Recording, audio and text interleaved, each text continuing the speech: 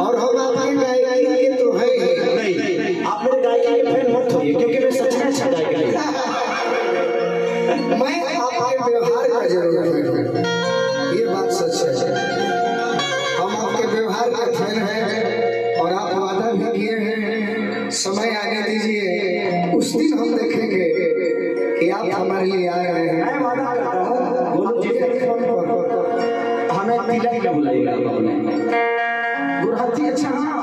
मैंने बोलू से वादा किया है कि भाई आपकी गुरहथी नहीं करेंगे, नीति लगा रखी इनके बड़े होने भाई, इनके बड़े भाई होने के नाते इनका जिस दिन शादी होगा उस दिन अंगना में इनका मेहरारू हम पहला गाना चढ़ाएगा, हम चढ़ाए भाई यही बड़े भाइयों का और छोटों का रिश्ता है कि हम सम्मान देते हैं एक दूसरे का, और इससे बढ़कर गायकी अपनी जगह पे हम सबके लिए स्टार्टअप अलग है, लेकिन हम एक दूसरे का सम्मान करें इससे बड़ा मुझे नहीं लगता कि मनौला किसी के लिए है।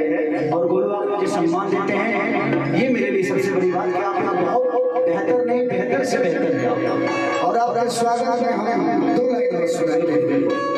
एक भरत शर्मा जी गाना गाए थे,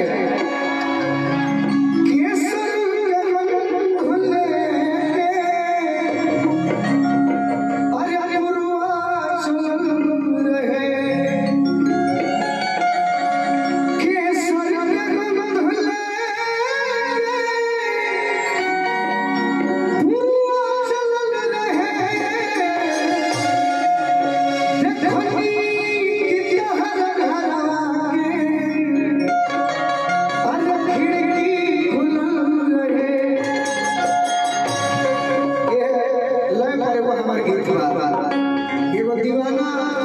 अपना दीवानी से कहता है, भाई भाई से कहता है